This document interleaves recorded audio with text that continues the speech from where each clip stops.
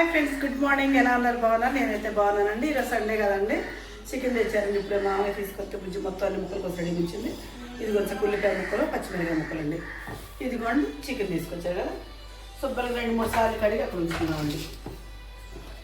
దీనికి కావాల్సినవండి కాస్తంత గల్లుప్పు, వాటర్ ఉంటుంది కాబట్టి గల్లుప్పు వేసానండి, తగ్గంత కారం,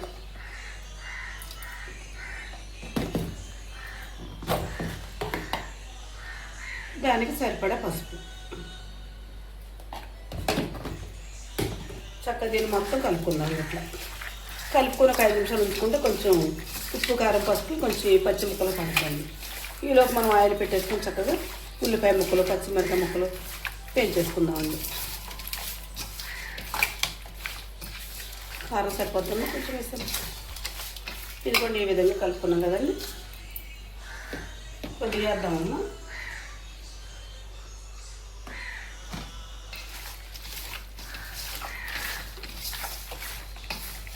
చక్కగా ఎర్రగా మంచిగా కనిపిస్తుంది కదండి. ఇప్పుడు మనం ఉల్లిపాయ ముక్కలు వేసేసుకున్నాం. ఆయిల్ కూడా కాగి రెడీగా ఉంది. ఇది కూడా చక్కగా ఆయిల్ పెట్టేసుకున్నానండి. ఉల్లిపాయలు, పచ్చిమిరపకాయలు వేసేసుకున్నామండి. మొత్తం వేసేసుకున్నాం. చిన్న మంటగా జరుగుతూ ఉంటాయండి. ఈలోపు నేను వెల్లిపాయలు అల్లం పేస్ట్ పట్టి తెచ్చుకున్నాను. ఇది కూడా చక్కగా అల్లం వెల్లిపాయలు ఈ విధంగా పేస్ట్ పట్టుకున్నానండి. ఇవన్నీ ఉల్లిపాయలు మొత్తం చక్కగా పచ్చివాసన పోయేటట్టుగా శుభ్రం చక్కగా ఎర్రగా వేసుకున్నాము.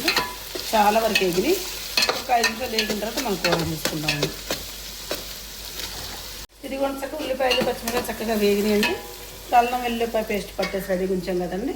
ఇప్పుడు ఇది వేసేసుకున్నాను. వేసేసి కొంచెం పచ్చివాసన పోయే వరకు ఒక 5 నిమిషాల పాటు మనం దీన్ని వేగనిచ్చుకుందామండి. ఇది వేగిన తర్వాత అప్పుడు మనం కూర అందులో వేసుకుందాం.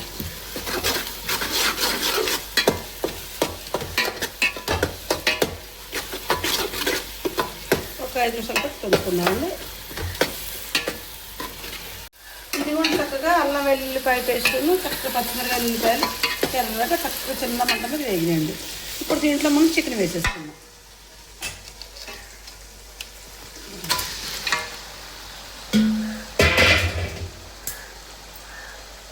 పేస్ట్ అన్నీ మొత్తం ముక్కలు మొత్తం కలిసి తిప్పుకుందామండి. పెద్ద బాయిలర్ కదండి, కొంచెం ఎక్కువసేపు పెడతాను కూర.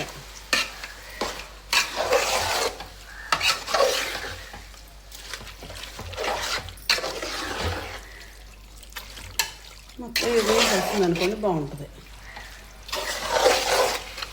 కొంచెం చక్క చిన్న మంట మీద మగ్గనిచ్చుకుంటే కొంచెం వాటర్ అవుతుందండి. ఇది కూడా నీరు చక్కగా మగ్గిపోయిందండి. ఒక లోట నీళ్ళు పెట్టుకున్నాము. ఇది కూడా కూర అయితే దగ్గర పడిపోయిందండి. చక్కగా కాస్త ధనియాల పొడి వేస్తున్నానండి. కొద్దిగా పులుసు ఉంచుదండి, అన్నంలో కలిసింది కూడా కొద్దిగా పులుసు ఉంచుకుంది. అంటే ఎంత కాదు కొద్దిగా తెగనిచ్చుకుందాం. కాసేపు